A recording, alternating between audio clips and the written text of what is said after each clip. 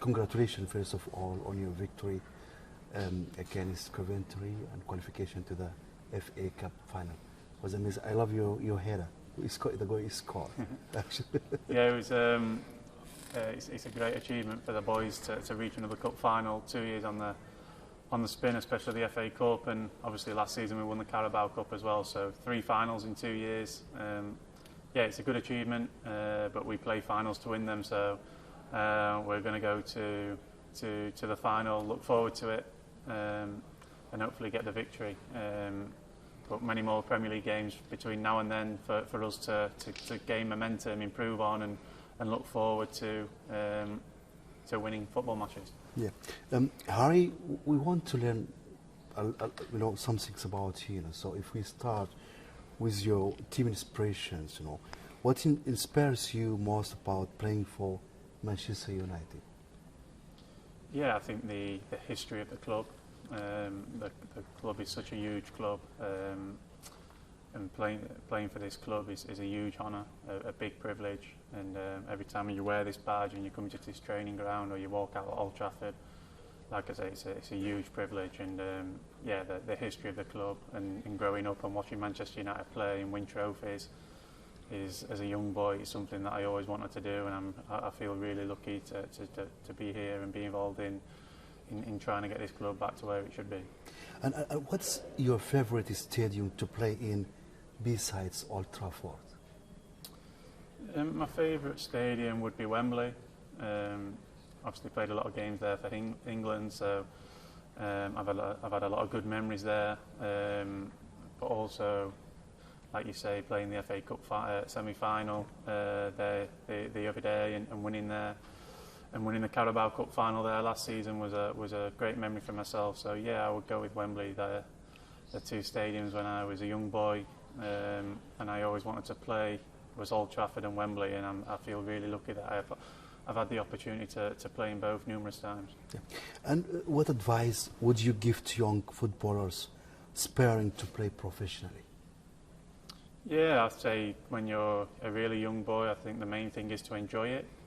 Play with a big smile on your face. That brings energy and enthusiasm for the game. And then when you're growing up and you're coming into your teenager years, I would say believe in yourself. I think the main thing is to believe in yourself, believe that you can do it, always work hard. But yeah, the belief that you have within yourself is probably, for me, the most important. Do you have a favourite match that you've played in, and why was it special for you? Yeah, my favourite match for this club was my debut at Old Trafford, the first game of the season against Chelsea.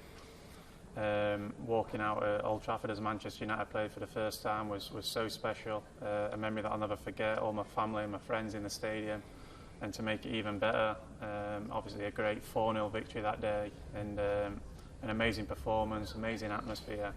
Yeah, and a day that I'll never forget. Harry, what do you like to do during the off-season to relax or recharge? Yeah, I like to spend a lot of time with my family, my friends and my children. A season's really long and grueling. You have lots of ups and lots of downs, lots of emotion. So it's nice just to switch off from it and spending a lot of time with my family. And yeah, for sure I'll be going on holiday somewhere where the sun is and relaxing. And what's your favourite part of playing away matches? My favourite part of playing away matches is experiencing the different grounds and the different stadiums. I think it's nice when you look back on your career and you can remember the stadiums that you've played in.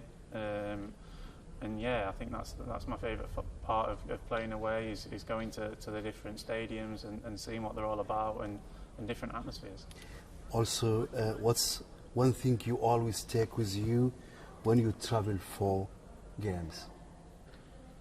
Yeah, when I travel for games, I always take. I don't really have any superstition. I don't take anything weird or strange. It's simple as a mobile phone or a wash bag. But yeah, I'd go with one of those two. Yeah. What does a typical training day look like for you, Harry? Yeah, I come in, I have breakfast, then I get a little bit of treatment before we go out to train. Then we get in the gym and do a little bit of pre-activation, which can involve the bike, a stretch, some mobility work. Then we go out and train. That can obviously depend on how hard the session will be and how close we are to the game.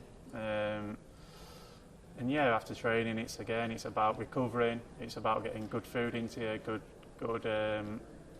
good food and lunch at the canteen. Maybe going into the pool for a little bit more recovery, and then going home and spending a lot of time with the family. Harry, what is the best piece of advice you have ever received in your career?